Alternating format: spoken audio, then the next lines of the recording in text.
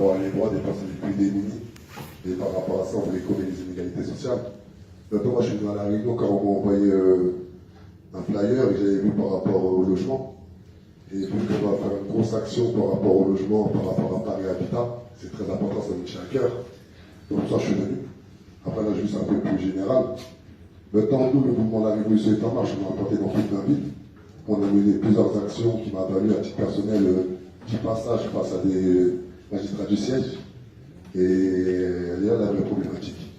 Et nous, on pense que le mouvement de la Révolution est en marche par rapport aux Gilets jaunes, c'est qu'il y a des personnes qui prennent les Gilets jaunes, même le Gilet jaune, on a dans le cœur depuis de nombreuses années. Et c'est la réalité. Parce que tous les jours, il n'y a pas un jour que je vais dans ma page Facebook ou par les messages ou quoi que ce soit, je dis à Dama, pourquoi le mouvement de la Révolution est en marche, vous ne rejoignez pas les Gilets jaunes. Et moi, je leur pose la question, pourquoi les Gilets jaunes ne viennent pas nous rejoindre? C'est ça. Et j'espère vraiment que la cause des Gilets jaunes va aller jusqu'au bout.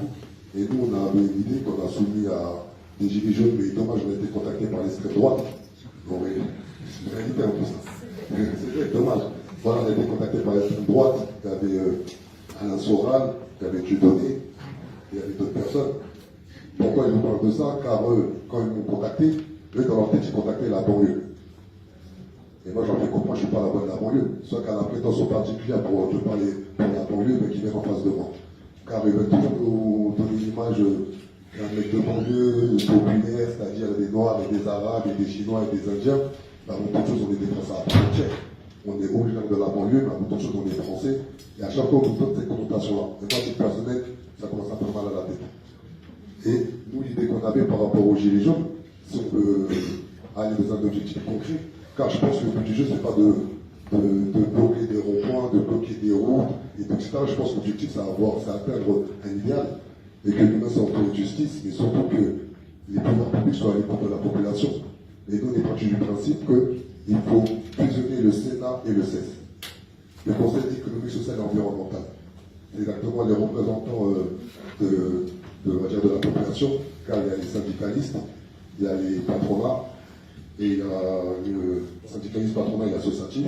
Ils sont nommés par des personnes, au final, ils gagnent 3 500 € par mois.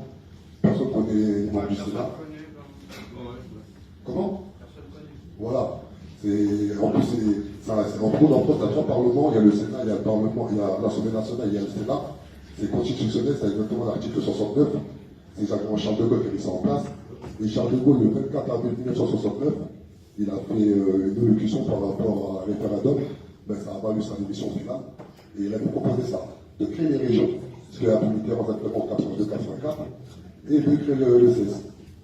Il a dit clairement, après 1968, la vraie problématique, c'est pas une histoire d'argent. Pour preuve, on a donné 10 milliards d'euros aux gens qui sont dans les rues. En gros, lui, ce qu'il disait, c'est que la population française a besoin de participer à la vie de la cité. Donc, il avait l'idée. Le CES, c'est des gens comme nous, lambda, voilà. Exactement, ils sont 233. Et lui, l'idée, c'était de faire 170 personnes du CES, 170 personnes sénateurs, ensemble, ils légifèrent, et la population peut participer, tout simplement.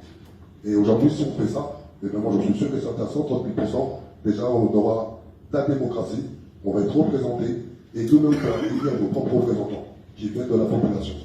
Car à un moment donné, bloquer des ronds-points, faire des émeutes, se faire mal à la tête. Moi, à titre personnel, j'ai fait ça à 18 ans.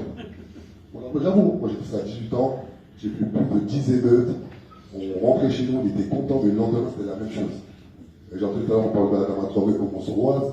Depuis exactement la mort de Lamine Dieng en 2007, il y a plus de 100 personnes qui sont mortes entre les mains de la police nationale. Et les émeutes de 2005, ça a rien changé dans nos quartiers, dans nos banlieues, tout, etc.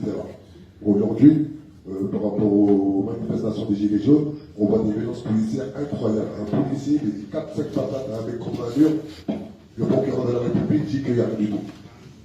Elle est là la réalité. Et si on n'a pas compris que, après je m'en arrête là, c'est que nous, on a créé un mouvement citoyen et politique et social afin de pouvoir être les instances exécutives. Donc on n'a pas compris que tout est politique, et on doit s'organiser politiquement pour changer les choses, on va toujours rester dans la même galère. Merci beaucoup. Merci beaucoup.